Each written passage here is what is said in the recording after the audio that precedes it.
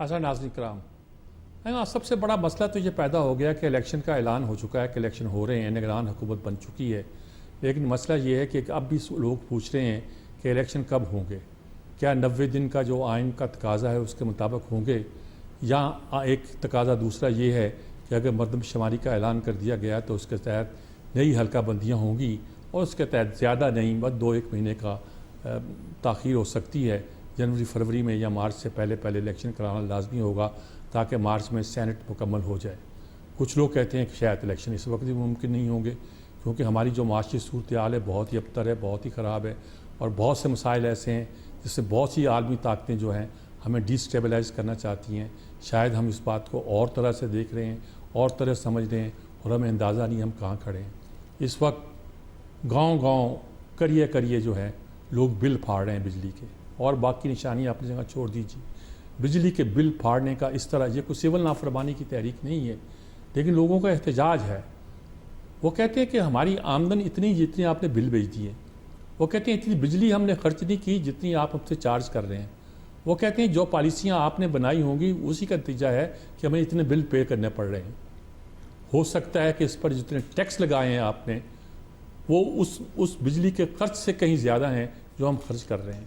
हर आदमी कांप रहा है जिसके यहाँ बिजली का बिल आना होता है, और जिसके यहाँ बिजली का बिल आ चुका होता है वो गुस्से से तलबाला फिर रहा है। ये सूरत हाल पे मीटिंग हो रही है काबीना की, कुछ कर सकते हैं निगरान? वो कहते हैं निगरान कुछ नहीं कर सकते, परमानेंट हुकूमत आए तो कुछ कर सकती है। क्या सिर्फ IMF के माहदे हैं जिसके तहत हम पाबंद हैं बिजली के नर्ख बढ़ाने के, या हमारी गलत पॉलिसियाँ हैं, या हमारे वो झगड़े हैं? ये हमने देखिए अभी तक हम कालाबाग डैम इसलिए नहीं बना सके कि एक आध सूबे को इतराज़ था। इतराज़ क्या था भाई? आपके पास पानी के ज़खायर हैं, उनसे बिजली पैदा कर सकते सस्ती, आपने पैदा नहीं की। नहीं यूँ पैदा करो, अब भुगत लें उसको। जो IPPs आपने बनाई थी किसी ज़माने में, उसके आपको वो पैसे भी देना पड़ते हैं उस बिजली के जो आप खर्च नहीं करते। लेकिन अगर वो पैसे नहीं देंगे तो उन दिनों में, अच्छा अजीब बात है, आपको सर्दियों में शायद 9000 मेगावाट बिजली की ज़रूरत पड़ती है और गर्मियों में 21,000 की। तो जब 9000 की ज़रूरत पड़ती है तो बिजली आपको इसलिए महंगी पड़ती है कि जो आइडल प्लांट खड़े होते हैं उनकी कैपेसिटी के हिसाब से आपको पैसे देने पड़ते हैं। पता नहीं मुझे क्या चक्कर है, सुना हाथ खड़े कर दिए हैं हमारी तवानाई के जो हमारे करता धरता है, उन्होंने कहा हम कुछ नहीं कर सकते। तो अगर इलेक्शन भी हो जाए, नई हुकूमत भी आ जाए, तो कुछ हम हुकूमत कर सकेगी? क्या हम किस चाल में फंस गए हैं? क्या निकलने का रास्ता है? अगर नहीं है तो क्या किसने लूट पार की है? कहते हैं जी इस हुकूमत ने 18 महीने बुरा हाल कर दिया, वो कहते हैं उससे पहले ही ने कर दिया। वो कहते नहीं किया दर है हमारा, अदाद-ओ-शुमार देखो, फिगर देखो, पॉलिसियाँ देखो। हम इशराफिया से टैक्स नहीं वसूल कर पा रहे। और शब्बर जैदी ने इंटरव्यू दिया था, उसमें सब कुछ बोल खोल के रख दिया था। ये किस तरह इकट्ठे होकर आ जाते हैं और कहते हैं कि नहीं ये बात यूँ नहीं यूँ करेंगे। एक बंदे को नोटिस दे दिया, सारे 46 MP MNAs MPs आ गए इलाके के, हर पार्टी के। कहेंगे पुत्र तेना ली अकल नहीं। सबको मालूम है कि तंबाकू वाले इलाके में टैक्स नहीं दिया जाता। बहुत सी सिगरेट ऐसे बनते हैं जिन पर टैक्स अदा नहीं किया कर जाता, बल्कि मेजॉरिटी सिगरेटों की ऐसी है जो टैक्स के बगैर चलती है। रियल स्टेट का कारोबार, वो तो ये कहते हैं कि जनरल बाजवा ने कहा कि हमारे लोग तो ये कारोबार करते हैं, आपने इनकी सही कीमतें मुकर्रर कर दी तो कारोबार कैसे चलेगा? कोई चीज़ है जो बची हुई है हमारी शराफिया के हाथ से, फिर कैसे सिस्टम ठीक होगा? लेकिन पहले हम शुरू ये करते हैं कि जो इलेक्शन का चक्कर है, इस चक्कर से कोई हमें फ़ायदा पहुंच सकता है, या इस चक्कर इलेक्शन जो मामला है ये मामला है क्या? हम जगह जगह हमारे लिए एक हार्डर रेस बनी हुई है, हमें वो रुकावटें फलांग के आगे बढ़ना पड़ता है। हमारे साथ मौजूद हैं कंवर दिलशाद साहब। इस मसले पर मैं समझता हूँ इलेक्शन के मसले पर हरफ आखिर हैं।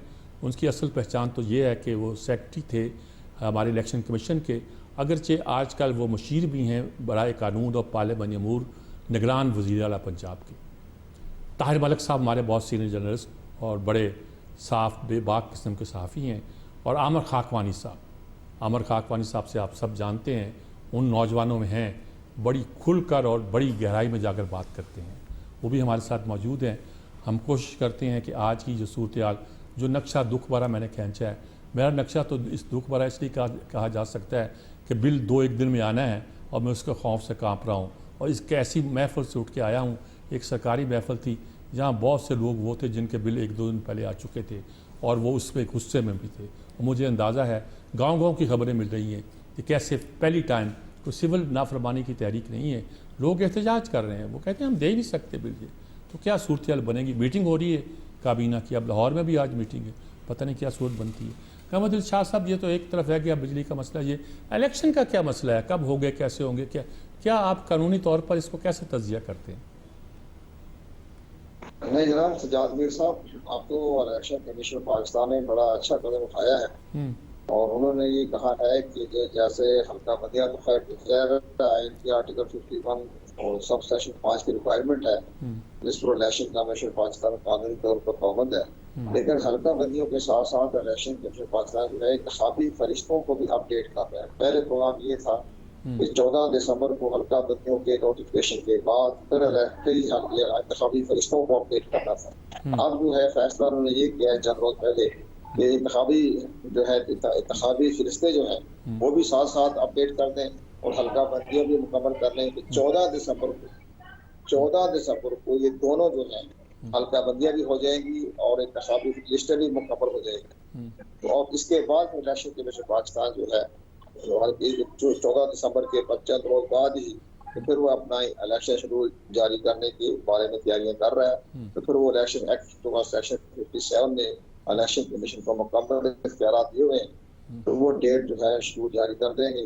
और हमें उम्मीद है जैसे कि इलेक्शन कमीशन पाकिस्तान का रोड मैप को हमने करीब से देखा है तो नजर यही आ रहा है कि फरवरी के पहले हफ्ते में इंतखाबात हो जाएंगे। जैसे कि आपने भी इंट्रोडक्शन रिमार्क में इशारा दिया है कि अभी मार्च में चूंकि हमारा इलेक्टोरल कॉलेज मुकम्मल हो जाएंगे तो सेनेट की इलेक्शन भी मुकम्मल हो जाएगी। तो ये सारा मामला जो है ये बड़े खुश असूली से खुश आइंदी से ये मार्च के पहले हफ्ते तक मुकम्मल हो जाएंगे, इंतखाबात भी हो जाएंगे और सेनेट की इलेक्शन भी हो जाएंगी। तो ये है इलेक्शन पाकिस्तान का। 90 दिन का चक्कर क्या है? क्या कहते हैं 90 दिन आइन के तहत हैं और ये कानून के तहत हैं, उसमें क्या वर्षन है इलेक्शन कमीशन का? देखो जी सजाद मीर साहब, बात यह है कि आइन तो बिल्कुल दुरुस्त है, आर्टिकल 224 के तहत 90 दिन में इंतखाबात कराने होते हैं, लेकिन तो 1-1.5 महीने पहले ऑनरेबल चीफ जस्टिस ने बड़े अच्छा रिमार्क किए 4 मई को। तो उन्होंने कहा कि जी हमें जहां आइन की प्रोविजन को देखना होता है वह हमें जमीनी हकायक को भी देखना पड़ता है। अब अभी इलेक्शन कमीशन को भी हल्का बंदियों के बारे में जब 5 अगस्त की रात को उन्होंने जारी कर दिया गजट नोटिफिकेशन, जब गजट नोटिफिकेशन जारी कर दिया तो आइन में ये लिखा हुआ है कि जो लास्ट जो होगा नोटिफिकेशन उसकी रोशनी में हल्का बंदियां लाजमी है। तो फिर इलेक्शन कमीशन पाबंद हो गया हल्का बंदियां करवाने का। तो ये तो साथ साथ ही चलते हैं। आइन का तो 224 भी है जिसमें 90 डेज में इंतखाब भी करवाने हैं, आर्टिकल 50-31 भी 5 भी है जिसमें हल्का बंदियां भी करवानी है, और इलेक्शन एक्ट का सेक्शन जो है 33 से लेकर 49 तक उसमें इंतखाबी फरिश्ते भी बनानी है। ये सारे आईनी प्रोविजन है ना, इसमें आयन की आगे पीछे डेटियां हो जाए, चंद हफ्ते चंद आगे चला जाए तो आइन तो चल रहा है ना, आइन के मुताबिक तो काम किया जा रहा है। आइन की खिलाफवर्जी तो नहीं हो रही, खामोशी से इख्तियार नहीं की जा रही, आइन के साथ साथ स्टेप बाय स्टेप चल रहा है मामला। तो ये पाकिस्तान की तारीख में पहली मरतबा, आपने भी बेशुमार इलेक्शन देखे, हमने भी देखे, ये कभी ऐसा हुआ नहीं आज तक। चलो 2002 में ठीक है मार्शल लगा था, नीम मार्शल था, जैसे भी था, लेकिन 2008 में इलेक्शन जो है 7 दिन में हो गए, 2013 में 7 दिन में हो गए, 2018 में 7 दिन में हो गए। लेकिन यहाँ एक ऐसी सूरत हाल पैदा कर दी हमारे सियासी रहनुमाओं ने, पहले पंजाब असेंबली डिसॉल्व कर दी, बिला वजह खैर खाकी असेंबली बिला वजह डिसॉल्व कर दी, तो वो आईनी कानूनी बहन पैदा होते चले गए। तो फिर सुप्रीम कोर्ट दरमियान में आई, उन्होंने भी रास्ता दिखाया रहनुमाई की। तो अब जाके सूरत हाल हुई कि 9 अगस्त को असेंबली डिसॉल्व होनी थी, तो 5 अगस्त को उन्होंने हल्का बंदियों मामले को दोबारा उजागर कर दिया, उन्होंने डिजिटल मर्दनशुमारी का नोटिफिकेशन कर दिया। अगर डिजिटल मर्दनशुमारी का नोटिफिकेशन ना होता तो फिर इलेक्शन कमीशन तो नए नवंबर के पहले हफ्ते में इंतखाबात की तैयारी कर ली थी। अब ठीक है कि हमारे चीफ मिनिस्टर साहब जो है वो कहते हैं सिंध के मुराद अली शाह साहब जी, मुझे नहीं पता था कि इसके साइड इफेक्ट क्या होंगे, क्योंकि सियासतदानों को तो साइड इफेक्ट को देखना पड़ता है। एक लम्हा शुरू होता है फिर दूसरा लम्हा शुरू हो जाता है। अब वो पीछे हट के कहती पहले मर्दनशुमारी में ये कहा ही नहीं गया था जी हल्का बंदी होगी, तो आपने आर्टिकल 51 नहीं पढ़ा, आपने सेक्शन 5 नहीं पढ़ा। ठीक बात है, ये आपको बाद में याद आया। ताहिर मलिक साहब, ये बात तो इलेक्शन तो की हो गया, लेकिन इलेक्शन हो जाए तो क्या हमारे मसाइल हल हो जाएंगे? ना हो तो फिर भी मसला है। अरे मसला ये नहीं है कि फरवरी में होते हैं या नवंबर में होते हैं, ये तो छोटा मसला है। इसकी तो कोई आईनी मुशगाफी निकालेगा कोई ना कोई, लेकिन अगर उससे भी आगे चले जाते हैं तो हम क्या कर देंगे। और अगर हो जाएं तो मेरे और आपके जो बिजली के बिल घर में पड़े हुए हैं ये एक निशानी है। बिजली का बिल कोई बड़ा इशू नहीं मैं बयान कर रहा, लोगों के मसाइल बहुत शदीद हैं, लेकिन एक गरीब आदमी को देहातों में पहली बार मैंने देखा है कि जब बिजली का बिल आया तो वो तड़प उठा है, तलबला उठा है, समझ नहीं आती क्या करें। ये कोई यूनियन नहीं है ताजरों की जो इकट्ठी हो रही है, ये गांव-गांव देहात अपने लोग बिल फाड़ भी रहे हैं और कहते हैं हम कहाँ से दें। तो ये कोई हल नज़र आता है आपको अपने इस निज़ाम के अंदर? देखिए, हल तो 73 का कॉन्स्टिट्यूशन ही है हमारे पास, उसी से हल है। देखिए अभी वो कहते हैं ना जुम्मा 8 दिन हुए हैं कि वो बड़ा यहाँ पे हमेशा हर इलेक्शन में एक फिक्रा आता है जी, वो टेक्नोक्रेट्स हुकूमत आ रही है। हम लोग जर्नलिस्ट में इस तरह जो बड़े ताकतवर लोग हैं वो कहते हैं जी ऐत की तो नहीं गल दस दी, ऐत की जो एहतसाब होना ना बड़ा जबरदस्त होना है। ऐत की वो जड़े है ने ना पाकिस्तान वाले वो बड़े गुस्से से, एक तो एहतसाब होगा और ऐसे टेक्नोक्रेट्स आएंगे कि बस वाया वाया हो जाएगी। ये मैं अब मतलब 30-35 साल मुझे हर इलेक्शन में सुनते हो गए, 15-20-21 दिन हो गया तो टेक्नोक्रेट्स तो ना एक प्रेस कॉन्फ्रेंस कर सके हैं, ना ये टेक्नोक्रेट्स बता सके हैं कि जो करप्ट और चोर पॉलिटिशियन थे जो डॉलर महंगा करते थे वो अब चले गए हैं, अब तुम्हें रिलीफ मिलेगा। ना वो टेक्नोक्रेट्स ये बता सकेंगे जनाब डॉलर क्यों महंगा हो गया। डॉलर की बात करो तो ये टेक्नोक्रेट्स जो बड़े जिनकी इंग्लिश शाम से बहुत अच्छी होती है, शक्लें बड़ी अमीर होती हैं, वो कहते हैं ये तो IMF से मुआहदा किया, हम डॉलर नहीं कर सकते ना, फ्री मार्केट का तो मुआहदा कर दिया, ठीक है। तो जी आप फिर चले, आप तो निगरान है, आप इलेक्शन करा दें जी। इलेक्शन तो हम करा नहीं सकते, वो तो इलेक्शन कमीशन ने कराना है।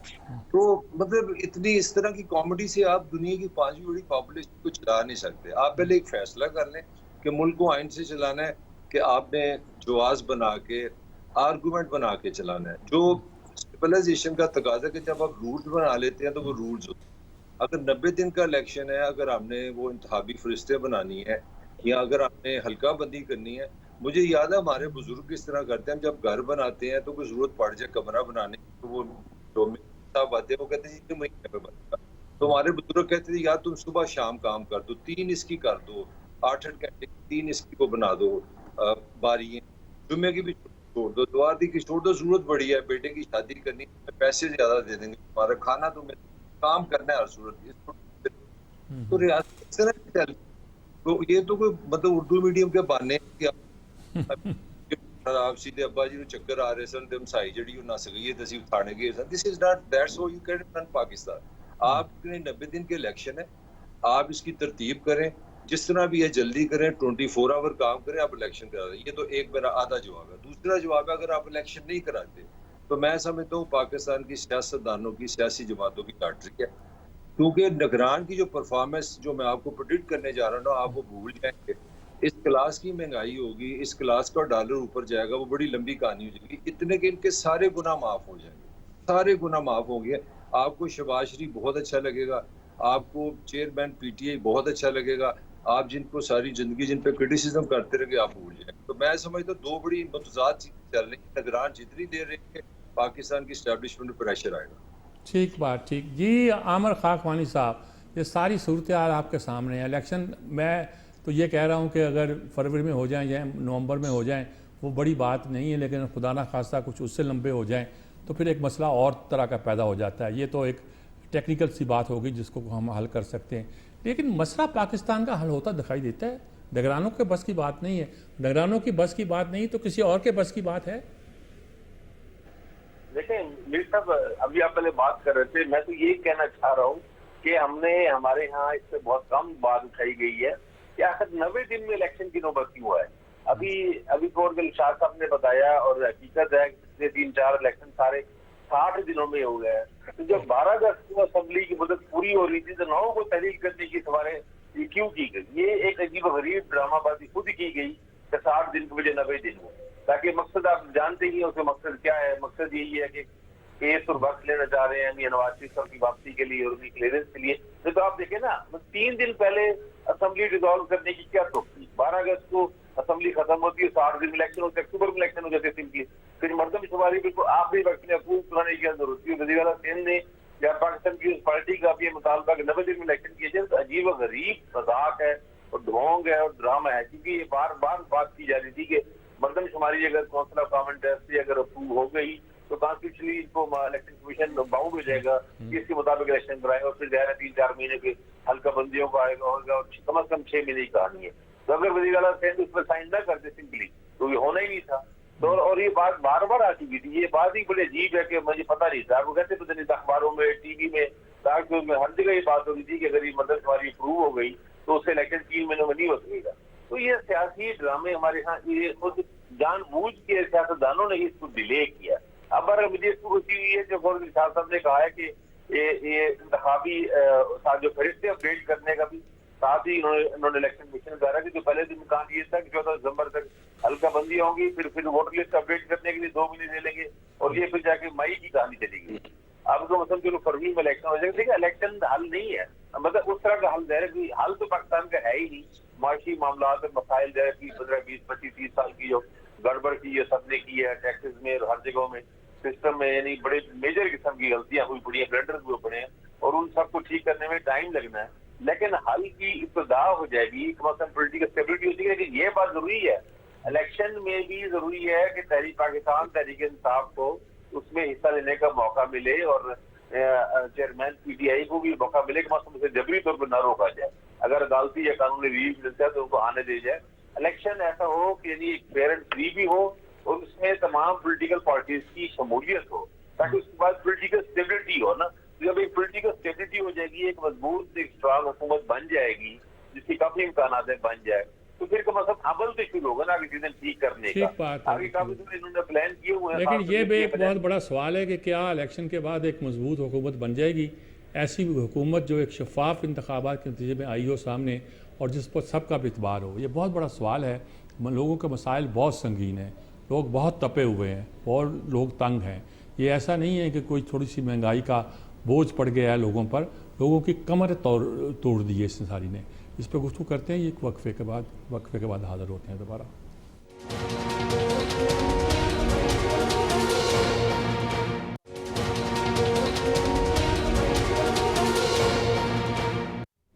जी नाज़रीन कराम, जैसी गुफ्तगू आप सुन रहे हैं और घूम रही है इलेक्शन के गिर्द। इलेक्शन कुछ लोगों का ख्याल है कि 90 दिन के अंदर ही हो तो आइन का एहतराम होता है। कुछ लोगों का ख्याल है कि कानून के मुताबिक अगर जनवरी फरवरी में हो जाए तो कोई फ़र्क नहीं पड़ता। कुछ लोगों का ख्याल है कि इवन प्लेइंग फील्ड देने के लिए पीटीआई के चेयरमैन को छोड़ना चाहिए और उनकी पार्टी को आज़ादी होनी चाहिए। कुछ लोगों का ये ख्याल है कि ऐसा इवन प्लेइंग फील्ड जो है वो नवाज शरीफ को भी मिलना चाहिए, उनको वतन वापस आना चाहिए, अदालतों को खामखा की दखलंदाजी नहीं करना चाहिए, बल्कि जो उन्होंने गलतियाँ की हैं अदालतों ने उनका तदारक होना चाहिए। और कुछ लोग कुछ ये समझते हैं कि सारा कुछ भी कर लेंगे तो उसके बावजूद भी मुल्क के मसाइल का हल जो है वो नज़र नहीं आता। ये तो हमारे तीनों साथी यही कह रहे हैं कि इससे इकनॉमिक जो मसले का हल वो तो होता हुआ साफ दिखाई नहीं देता। कंवर साहब देखिए, लोग जितने परेशान हैं, और ज़ाहिर है कि आप भी एक डेमोक्रेट के तौर पर और ऐसे शख्स के तौर पर जिन्होंने इलेक्शन को बहुत करीब से मॉनिटर किया है, यही चाहते हैं कि मुल्क में इलेक्शन हो और कानूनी और शफाफ तरीके के साथ हो। तो आपको कुछ नज़र आता है कि हम कुछ सही समत पे बढ़ रहे हैं या अभी मसाइल में उलझे हुए हैं? सजाद मीर साहब, बड़ा अफसोस की बात यह है कि हमारे पार्लियामेंटेरियों ने इलेक्शन इसराहत के बारे में अपना वक्त भी ज़ाया किया, अपना लैक ऑफ विजडम नहीं था उनके अंदर। हम उनको बार बार बता रहे थे, इंतखाबी इस्लाहत कमेटी को भी, कि जनाब आप इंडिया की मिसाल सामने रखें। इंडिया में सारा साल मरदमशुमारी होती है, यहाँ मरदमशुमारी को स्टैंडर्डाइज कर लिया जाता है। इंडिया में हल्का बंदियों का सिलसिला सारा साल जारी रहता है, कोई पाबंदी नहीं है कि कोई इंतखाबात कब होने कैसे नहीं होंगे। उनका पूरा साल जो है, उनका जो डिलिमिटेशन कमीशन है उसका इलेक्शन कमीशन इंडिया से कोई ताल्लुक नहीं, कोई अलहदा इंडिपेंडेंट इलेक्शन है, हल्का बंदी कमीशन। नंबर 3, हमारे यहाँ इंतखाबी फरिश्तों का स्टैंड बनाया हुआ है। इंडिया में मैंने खुद देखा, मैंने नेपाल में देखा, मैंने श्रीलंका में देखा, वहाँ डिप्टी कमिश्नर के ऑफिस में एक डेस्क है, इंतखाबी डेस्क, जिसका वोट नहीं बना जाके क्लर्क को नाम लिखा दे, उसका वोट बन जाएगा। और बस चंद दिनों के बाद इसके आगे किसी ने डिलिमिटेशन में तब्दीली करनी है तो डिलिमिटेशन क्लर्क उसको जाके बता दें कि ना आप ये डिलिमिटेशन करना है। वो क्लर्क जो खुद ब खुद जो है इंक्वायरियां करेगा, इन्वेस्टिगेशन करेगा।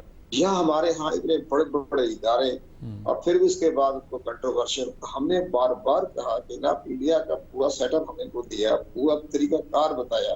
वो कहते हैं अब हमारे यहाँ इलेक्शन कमीशन में 3-4 हजार आदमी काम कर रहे हैं, इंडियन इलेक्शन कमीशन में 400 आदमी काम करते हैं। वो तमाम के तमाम जो है स्टेट डिपार्टमेंट के, स्टेट सूबे के सेंट्रल रिटर्निंग ऑफिसर हैं, इलेक्शन कमिश्नर हैं, वो सारा काम खुद ही करते रहते हैं।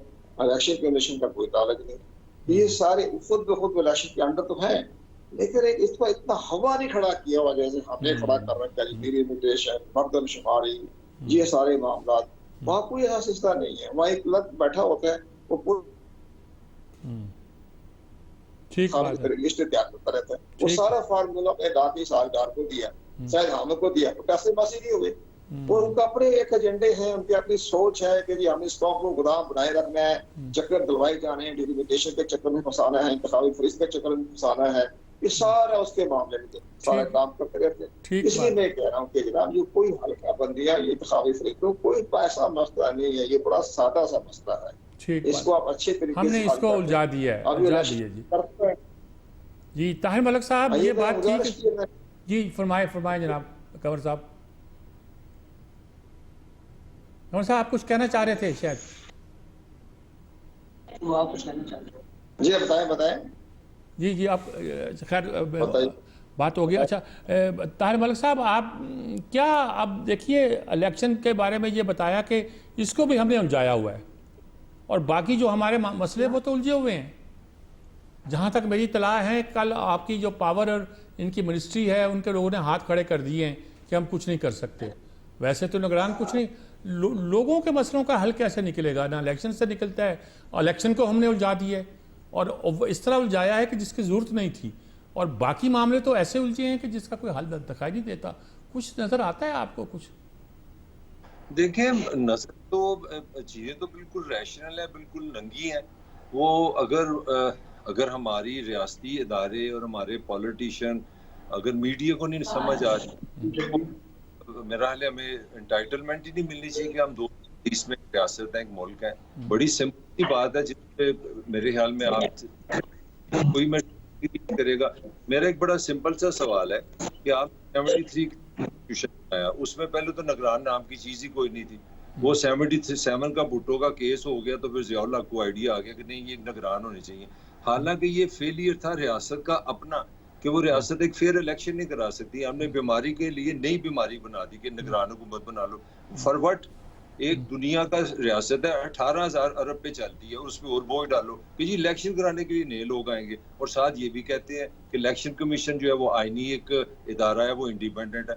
मतलब लुक एट दी अपना लोगों पे, आप टैक्स पेयर पे कितनी आप ज्यादती कर रहे हैं, आप कितनी हैवी गवर्नमेंट कर रहे हैं।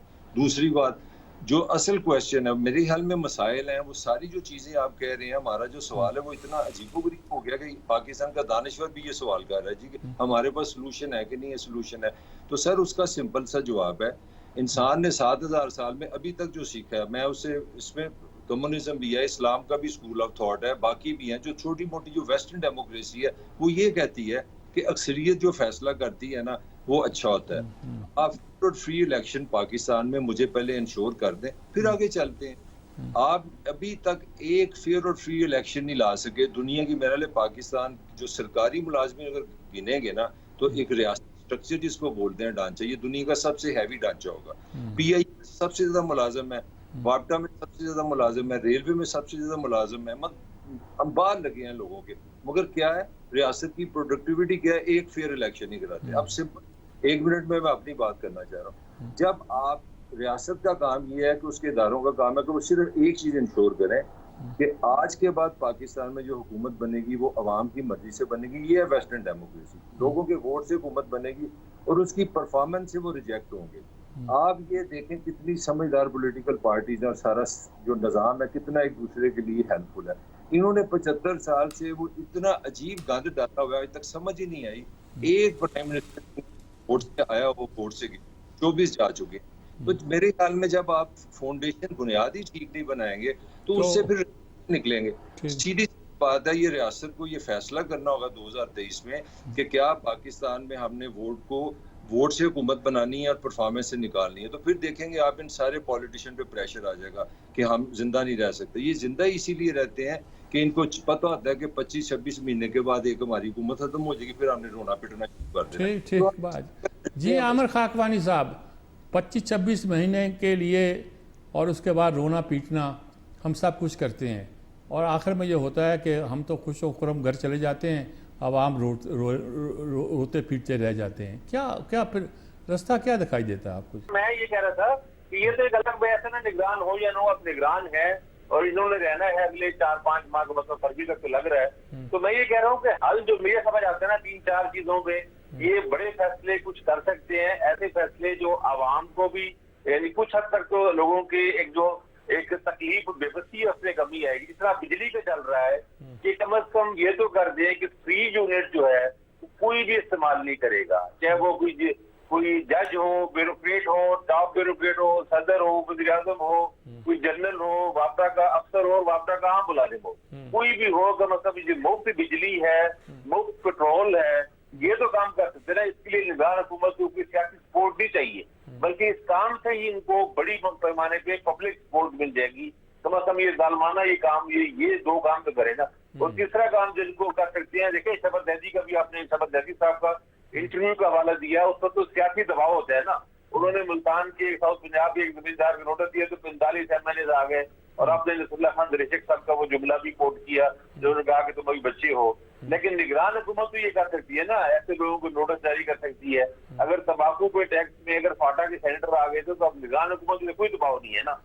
ये जो इस किस्म के कुछ काम है जिसमें सियासी दबाव के बगैर किया जा सकता है, ये तो कम बोल्ड और जरूरतमंदाना फैसले कर दें। कुछ इन लोगों पे जहाँ पे कुछ टैक्स में आ सकते हैं और जो लॉन्ग टर्म काम ये नहीं कर सकते, लेकिन ये जो जालमाना मराहत हैं, हमारे जो ताकतवर इस्तेसाली तबकात ले रहे हैं बड़ी बेरहमी और सुफाकी के साथ खून चूसी जा रहे हैं और आम आदमी बेचैन और बेबस हो रहा है, वो तो खत्म कर देना। तो मतलब ये तो हो जाए कि पता लगे कि ये चीजें बेहतर हो जाएगी। इलेक्शन कराने के काम नहीं है, वो कहते हैं कि निगरान ये इलेक्शन कमीशन का काम है। तो ये निगरान हुकूमत में टेक्नोक्रेट्स भी हैं, मुख्तलिफ शोबों के लोग भी हैं। तो ये जो चंद एक बेसिक यानी कि एक ऐसे स्टेप्स उठा ले जिसपे एक बिल्डिंग बन सके। और मैंने सुना है, मैंने पढ़ा है कि वो निगरान वज़ीर आज़म ने कहा कि ये डिस्पोज जो है ये सूबों को दे रहे हैं, तो ये सूबों को दें, सूबों को रिकवरियां करें। जब आप कल डॉक्टर इस्माइल भी ये बात कर रहे थे कि अगर आप टैक्स नहीं लगाएंगे, दराई टैक्स नहीं लगाएंगे, प्रॉपर्टी पे टैक्स नहीं लगाएंगे, तो फिर बिजली पे ही यही से टैक्स होगा ना, फिर कहाँ से पूरा तो करना है।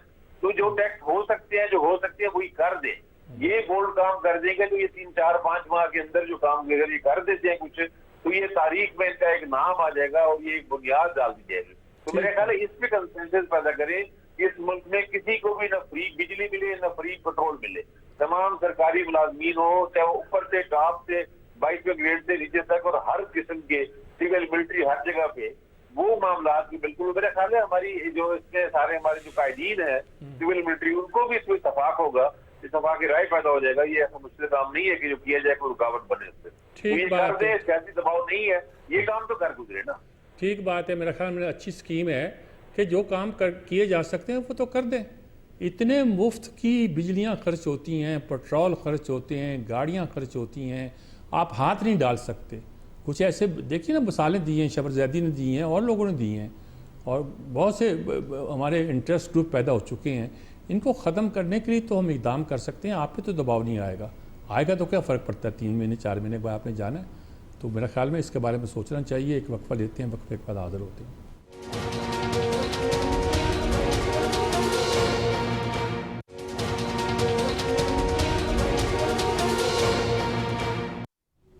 ये नाज़रीन किराम, अब हम गुफ्तगू करेंगे, बिल्कुल एक तरह की कंक्लूड करने की कोशिश करेंगे।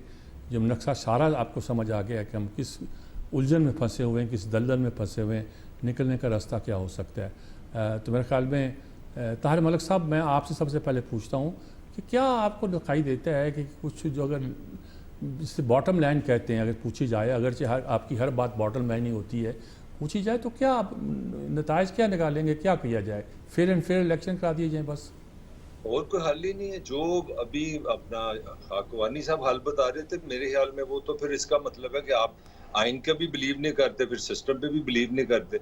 आप मान रहे हैं कि हमारी निज़ाम में कैपेसिटी नहीं है, तो फिर उसको ये तो कोई सलूशन नहीं ना। सलूशन ये है कि आप चीज़ों को की अलाइनमेंट ठीक करें, जिम्मेदार बनाएं। देखें कोई अभी 3 हफ्ते हो गए हैं और इशू भी नहीं है। ये भी हमारे मीडिया का गुस्सा है सारा कि अफसरों से पैसे कर दो, ये कर दो, ये सारी बातें ठीक है, मगर असल इशू है ही नहीं है। असल इशू ये है कि मुझे नहीं पहले समझ आता था कि मोहतरमा बेनज़ीर शहीद क्यों है, वो हमेशा क्यों जिंदा रहेंगी। अब जब मैंने IPPs पढ़ा तो मुझे समझ आई कि जब तक पाकिस्तान में एक बल्ब भी जलता रहेगा ना तो मोहतरमा अब जब आप ऐसे मुआहदे कर दें जिसमें स्टेट गारंटी कर दे कि भी आपने इतनी बिजली बना सकते हैं, कैपेसिटी आपको पेमेंट देखे, मैंने ये शर्ट बनाने की फैक्ट्री लगाई, आपने मेरे से मुआहदा करा, जरा सलाम करें आप शहीद जमहूरियत को कि मेरी कैपेसिटी है 1000 शर्टें बनाने की, तो आपने 1000 के पैसे देने, आप 10 खरीदें, आप 5 खरीदें, और 71% जो आपका सारा बोझ है ना बिजली का, वो कैपेसिटी पेमेंट का है। पहली बात।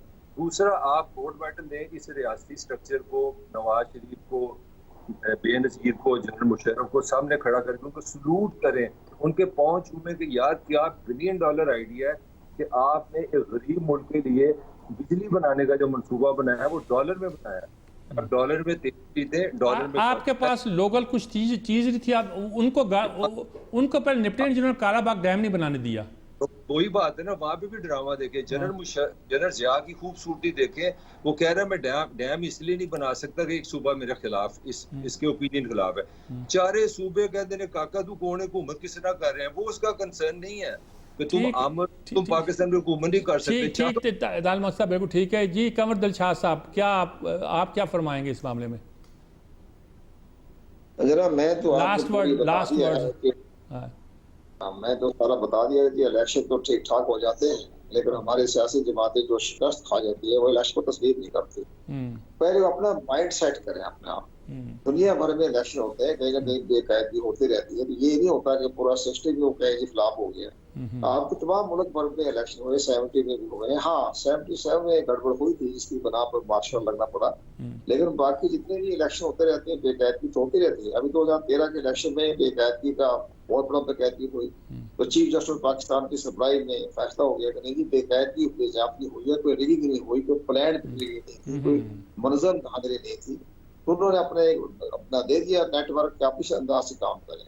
तो ये सारे जो मामले अब इलेक्शन कराएं जी, आपका ये कहना है कि इलेक्शन कराएं, ठीक बात है, बॉटम लाइन ये जी। आमर खाकवानी साहब, क्या लास्ट वर्ड्स क्या हैं आपके?